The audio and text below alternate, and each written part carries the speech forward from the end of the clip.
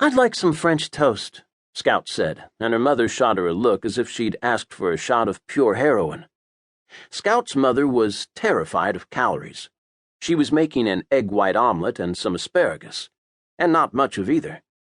Mother also didn't like that her daughter insisted that her name was now Scout. This change had occurred the previous summer, when all sorts of strange things had happened in the gated community in North Carolina they'd lived in while Scout's dad worked in the Research Triangle. Gas explosions, mysterious fires, strange people out and about. It had all been quite unnerving for Mother, and she'd been happy to see North Carolina in the rearview mirror. Unfortunately, Tennessee in the windshield didn't seem much different, with just the Smoky Mountains in front or behind. At first she'd ignored Scout's name request, an irresistible force against an immovable object. The object won, because Scout simply refused to acknowledge her given name, Greer. It only took her 26 days and forcing her mother to watch To Kill a Mockingbird and then leaving it on, playing off the DVR on a constant loop. Every time her mother turned it off, Scout turned it back on. It also didn't hurt her cause that she had an aunt, a cousin, and a grandmother who were also named Greer, and the whole mess got quite confusing at times. Scout was easier all around was the way her mother finally rationalized it, a phase the 17-year-old would grow out of. But Scout was who she was.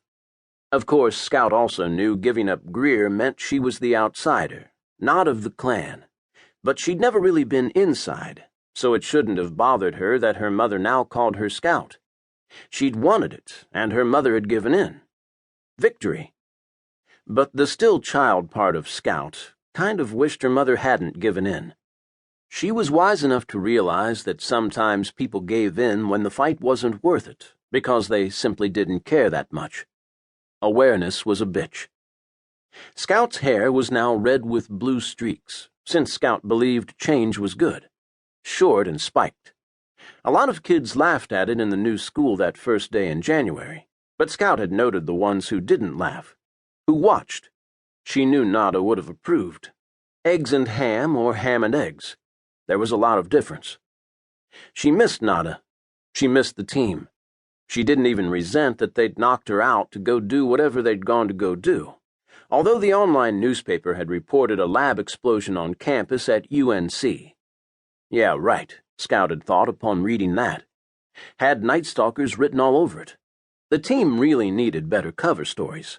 They'd left without a goodbye or fare thee well.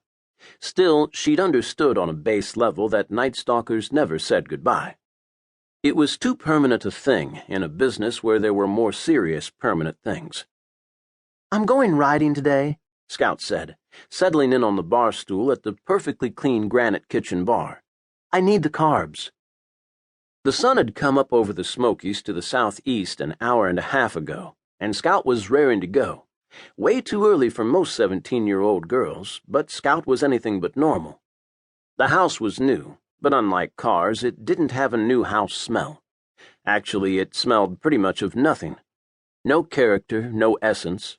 It sat alone at the end of a cul-de-sac in a new, isolated subdivision outside of Knoxville, Tennessee, on the wrong side of the river but the right side of the railroad tracks. Scout often said the latter to irritate her parents, who'd sacrifice distance from Dad's work for price per square footage.